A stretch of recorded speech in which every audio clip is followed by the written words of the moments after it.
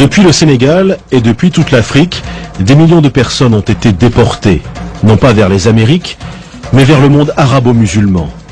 Selon les dernières études, ils furent entre 15 et 17 millions. Cette traite a duré pas moins de 1400 ans, du 7e au 20e siècle. Une traite pourtant réduite à quelques légers pointillés sur la carte de l'UNESCO. Mais alors qu'en Occident, le christianisme y met fin, le monde arabe, lui, perpétue cette tradition. Au 7e siècle, tout s'accélère avec l'arrivée de l'islam et les conquêtes des troupes musulmanes qui contrôlent rapidement de larges territoires. Dans l'ensemble du monde musulman, les esclaves sont très vite omniprésents.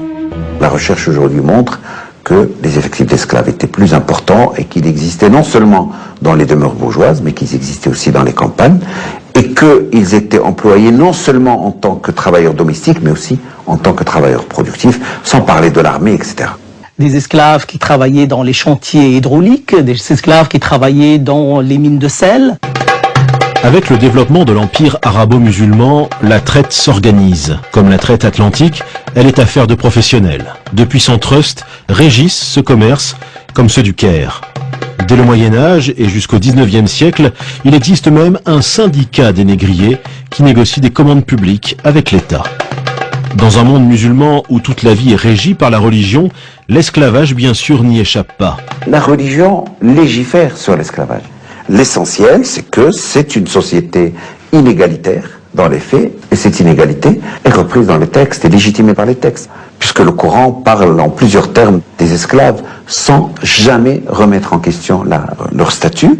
En principe, l'islam n'autorise à réduire en esclavage que les non-musulmans. C'est ainsi qu'au cours des siècles, des centaines de milliers d'Européens, probablement 1 million, sont capturés.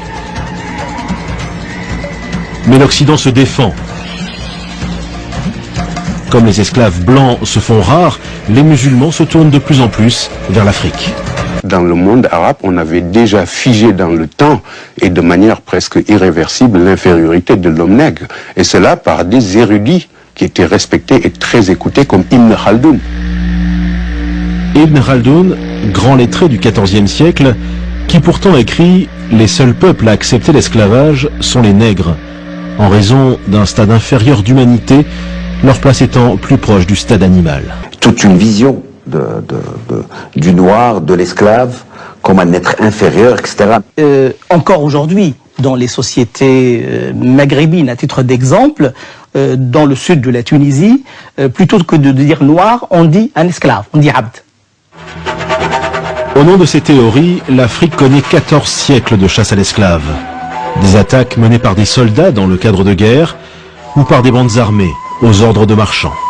En tant que marchandise, bien sûr, l'enfant donc est plus à même d'être réadapté, d'être acculturé. 7 millions de personnes y auraient transité sous la conduite de négriers appelés des galabes, des bouviers. On ne distingue pas les esclaves des troupeaux d'animaux. 20 à 30% des captifs succombent. Les survivants arrivent vers les marchés aux esclaves du Caire, de Bagdad, d'Istanbul, de la Mecque ou de Tombouctou. Là, une partie d'entre eux subit une terrible opération, la castration. La nature de l'opération elle-même laisse très peu de chance. L'espoir de survie de l'enfant sont quand même assez minimes. Les opérations de castration faisaient périr entre 70 et 80%. Ça vous donne une idée du massacre.